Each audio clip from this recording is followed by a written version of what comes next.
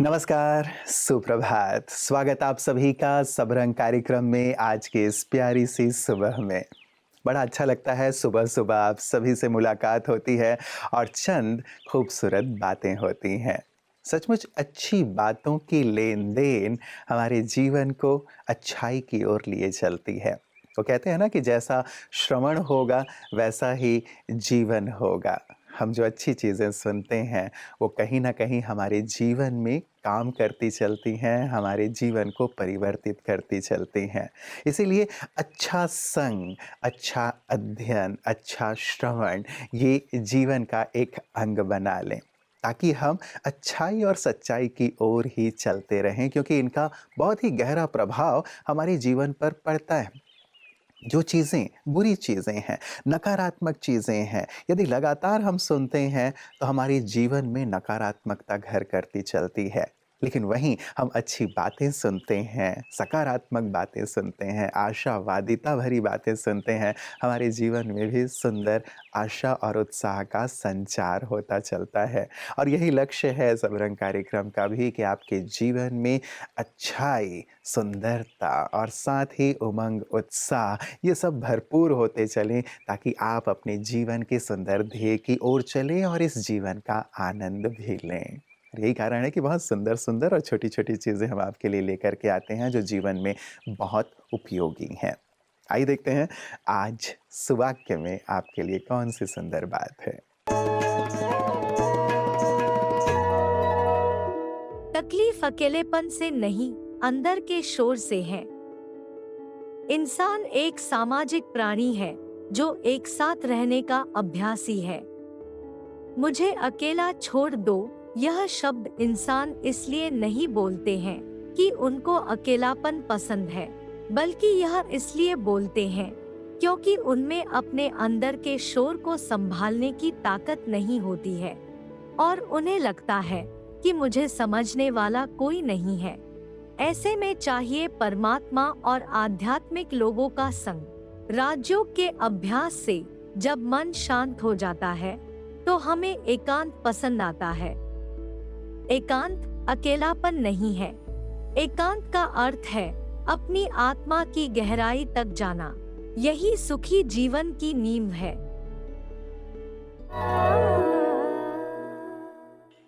जीवन को सुवासित करने वाला सुंदर सुवाक्य। सचमुच एक-एक सुवाक्य हमारे जीवन में कितनी सुंदरता घोल देते हैं। हमें चिंतन के लिए एक सुंदर सी बात दे देते हैं और साथ ही मन जो यदि थोड़ा-सा मुरझाया हुआ भी है, वो खिल सा जाता है, आनंद से भर जाता है, आशा से भर जाता है। और यही हमारा सुंदर लक्ष्य होता है कि शुरुआत ही हमारी ऐसी खूबसूरत हो कि सचमुच हमारा मन खिल जाए, जीवन खिल जाए। मित्रों कहते हैं कि यदि जीवन में कठिन दौर आ भी जाए, तो जो बहादुर व्यक्ति है, वो व्यक्ति रास्ता ढूँढता है, जबकि जो कायर व्यक्ति होता है, वो बहाने ढूँढता है।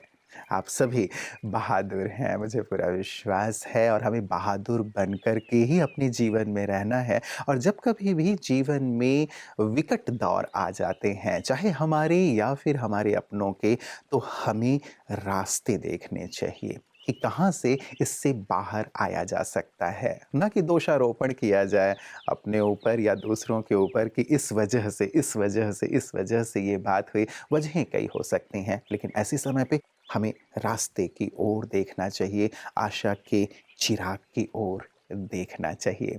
स्वास्थ्य में हम ऐसी सुंदर बात आपके लिए लेकर के आते हैं कि आपका जीवन हमेशा ही तंदुरुस्त रहे, स्वस्थ रहे ताकि कठिन दौर आपके जीवन में आए ही ना। आइए देखें कि आपकी सेहत आपके हाथ में आज क्या खास है।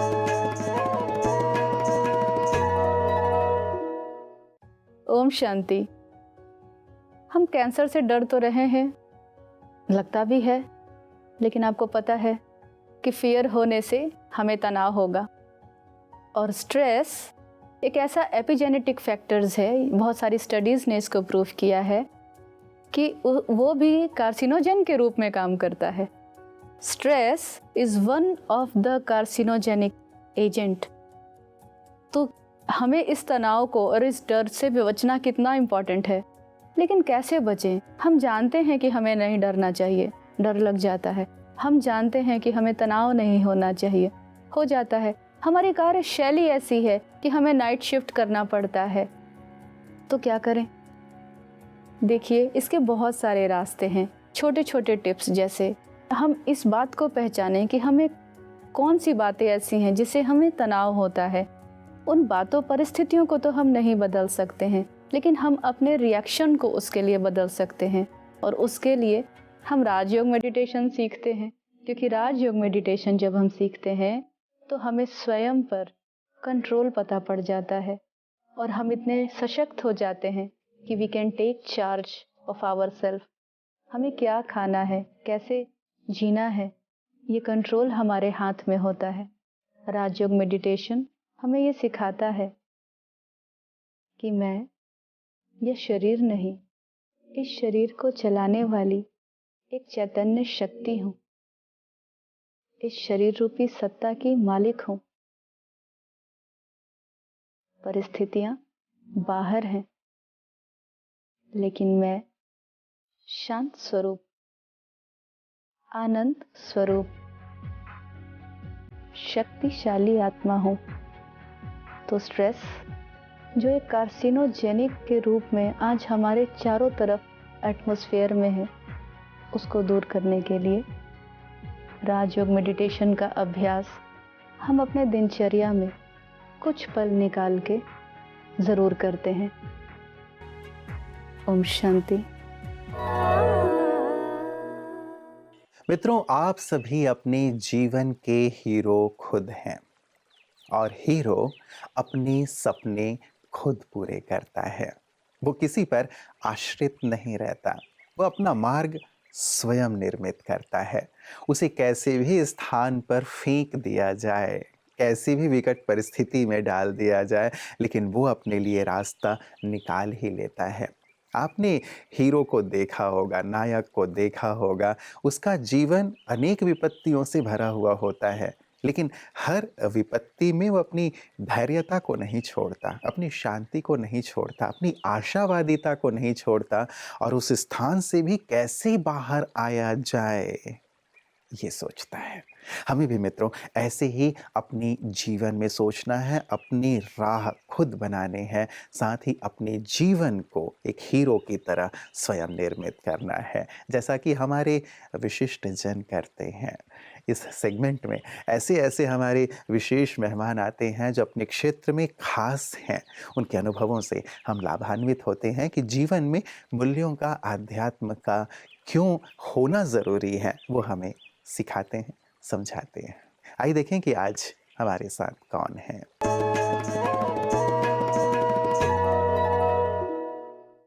कहते हैं कि अगर नज़र अच्छी हो जी तो नज़रिया बहुत सुंदर बन जाता है और नज़ारा बदल जाता है। तो मैं ये कह सकता हूँ एक शेर के रूप में, जब आँखों में हो खुदाई तो पत्थर भी खुदा नज़र आया, जब आँखें ही पथराई तो खुदा भी पत्थर नज़र आया।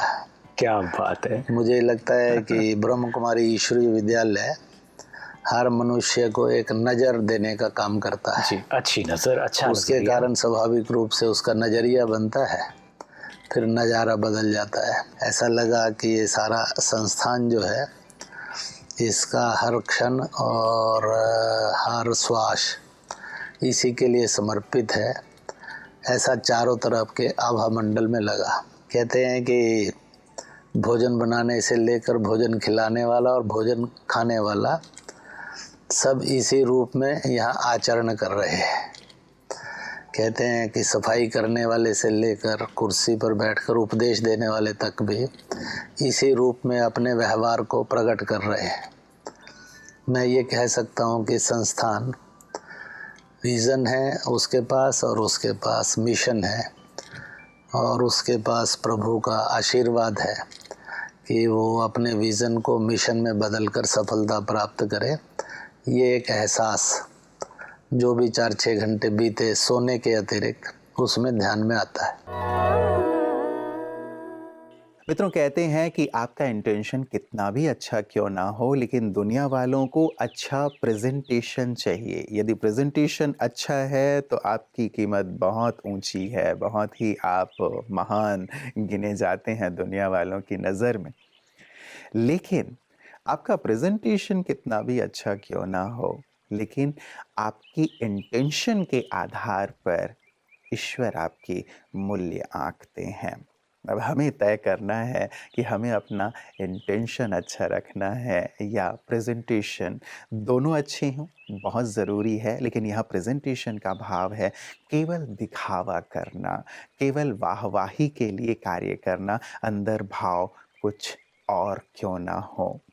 हम अपनी इंटेंशन को कैसे बहुत सुंदर रखें, श्रेष्ठ रखें, शुद्ध रखें, यही कला ब्रह्मा कुमारी बहनें जन जन को सिखा रही हैं कि अंतर मन को शुद्ध रखना, स्वच्छ रखना क्यों आवश्यक है और कैसे ये आपको ईश्वर का प्रिय बना देता है।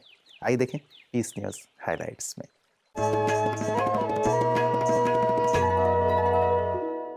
बढ़ते समय के साथ लोगों के जीवन को बेहतर बनाने के लिए ब्रह्मा कुमारियां हर जगह राजयोग की सुगंध फैला रही है। ईश्वरीय सेवाओं को बृहद स्तर पर जन जन तक पहुंचाने के लिए चंडीगढ़ के सेक्टर 28 में ब्रह्मा कुमारीज का नया retreat centre global light house का शिलान्यास किया गया। नव अधिग्रहित जमीन पर भूमि पूजन का कार्यक्रम किया गया। ब्रह्मा कुमारी संस्था की पंजाब जोन का कार्यभार संयुक्त रूप से निभाने वाले बीके प्रेम दीदी और बीके उत्तरा दीदी, सब जोन प्रभारी बीके प्रेम दीदी मोहाली, सेक्टर 37 की बीके रम्मी दीदी तथा अन्य भाई बहनों ने मिलकर ग्लोबल लाइट हाउस का शिलान्यास किया। इस मौके पर विभिन्न धार्मिक संगठनों के कई धर्मगुरुओं ने अपनी उपस्थिति दर्ज कराए। भूमि पूजन के पश्चात सेक्टर 27 के रामगढ़िया भवन में भव्य शिव जयंती महोत्सव आयोजित किया गया। परमपिता शिव के 87वें जयंती पर शिव ध्वजारोहण तथा केक कटिंग किया गया। पंजाब जोन प्रभारी बीके प्रेम दीदी और बीके उत्तरा दीदी समेत सभी वरिष्ठ राजयोगियों ने अपने अपने दिल के उद्गार तथा शुभकामनाएं व्यक्त की। और आज का सीन देख करके इतना गहरा खड्डा खोदा है तो बहुत भाई बहनों को इसमें प्रेरणा आ रही होगी कि हम भी इसमें अपना सहयोग दें। जन जन का कल्याण करने हेतु अपने तन धन समय संकल्प को सफल करने के लिए हमें कोई आधार चाहिए। ये लाइट हाउस हमें तीसरा नेत्र में रोशनी प्रदान करेगा। हमें वो नजर आएगा जिसको आज संसार के दो नैन प्राप्त करने वाले नहीं देख सकते। मुझे पक्का उम्मीद है कि अब ये भवन बहुत जल्दी तैयार होकर अगली इनॉग्रेशन के लिए हम सब तैयार होकर के फिर पुनः मिलेंगे। नृत्य एवं नाटिका द्वारा सभी लोगों का मनोरंजन भी किया गया।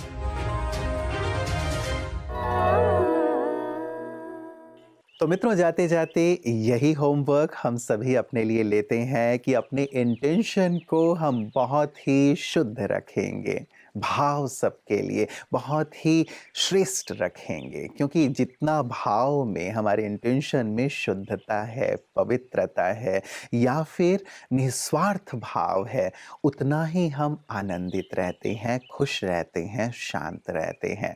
यदि केवल प्रेजेंटेशन अर्थात दिखावे के लिए ही हम कर रहे होते हैं तो अंदर से हम संतुष्ट नहीं हो पाते हैं।